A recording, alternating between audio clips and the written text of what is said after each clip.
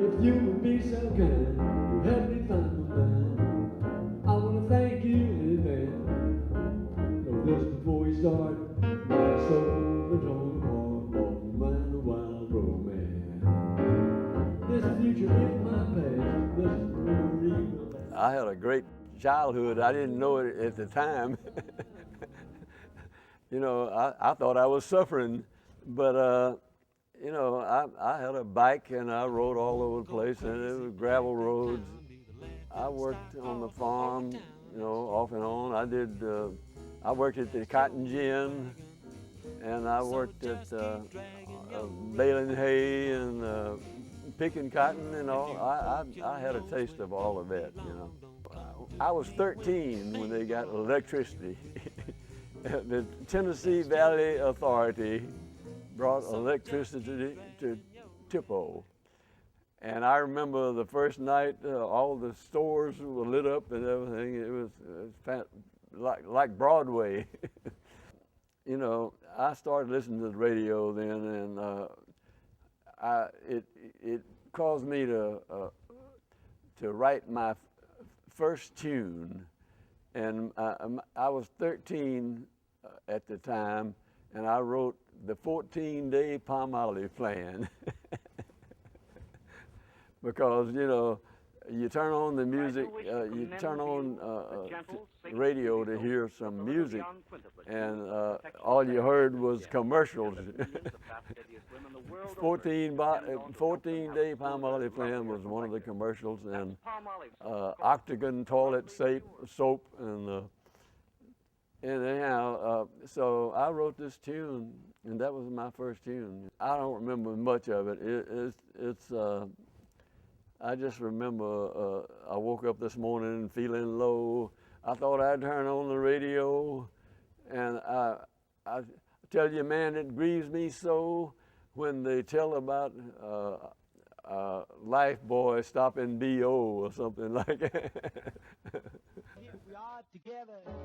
I was listening to a lot to the King Cole Trio at the time, and he was my hero for several years, and that was a good trio. And I later heard that trio in Denver when I was in the Army, and right before they broke up. But he was my main influence, I guess, and I liked Errol Garner, piano player, and so, and Louis Jordan was always on the jukeboxes, you know, and he always had hits, and I knew a lot of his tunes, and so he was an influence.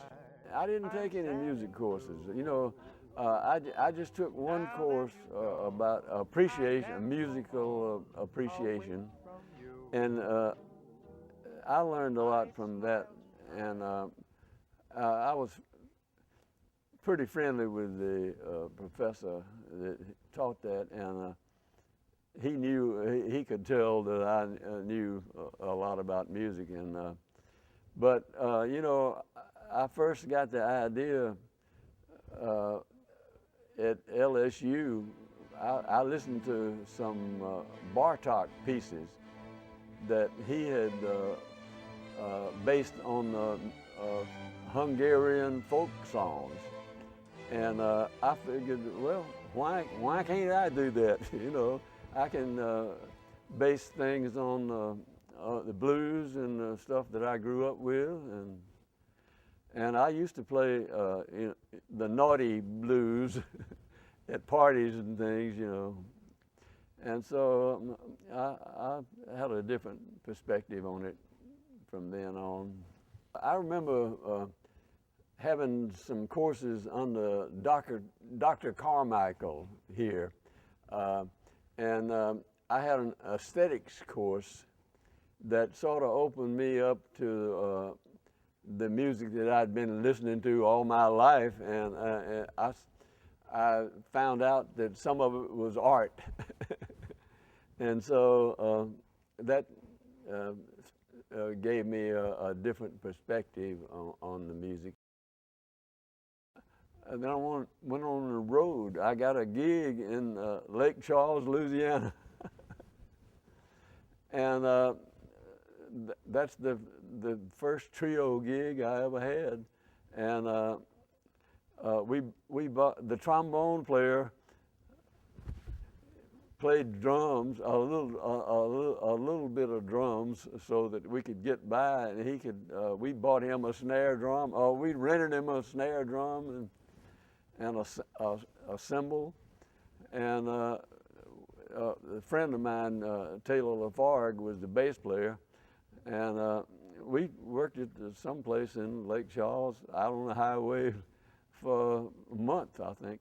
So that was my first gig, and then I worked at Lafayette, and I remember that was the Mardi Gras Lounge, and I remember the guy that owned it was the sheriff, Carlo Listi.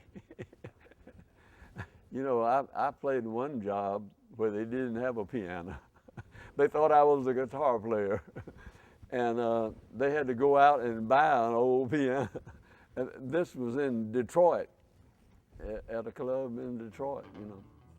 Yeah, I met Willie Dixon. I was in, and Muddy Waters and Lightning Hopkins, and I played on the bill with Lightning Hopkins and John Lee Hooker. I met all those guys. But I remember I played on a show in Cleveland with Lightning Hopkins and Muddy Waters, and there's nobody there.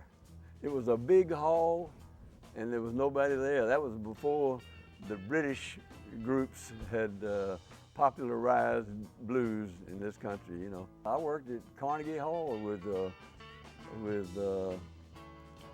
Muddy Waters, and Howlin' Wolf was on the bill, and I played with the jazz group, you know. I had Charlie Hayden on bass and Paul Motion on drums. I opened shows for Van for 3 weeks one time in this country. And then he did the CD of all my tunes, and I did a couple of tunes for that. Ben Sidran helped him to get all that together and so forth. But you know, that's done a, you know, that's gotten me a new audience.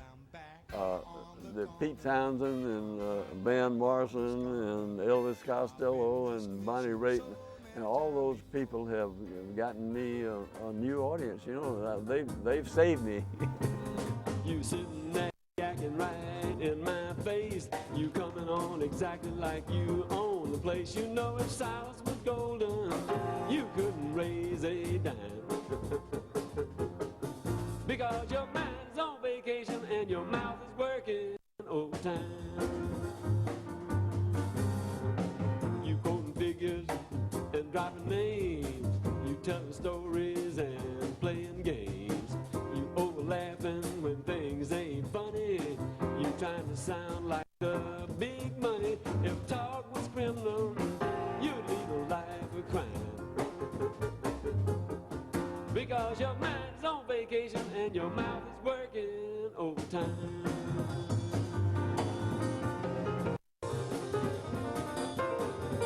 I write very little, you know, and most of the things I come up with are lyrics to old melodies, you know, that I've heard before, and so I don't know. Maybe one of these days I'll come up with an album of those sorts of things, but I don't know. I don't do much songwriting, you know. I never did much songwriting, you know. It all came to me in my head. Life is the simple things I treasure. Till I die, I will get by on fame, riches, and sensual pleasure. I don't ask much in this world, no special consideration. Just treat me like His Majesty of a friendly OPEC nation.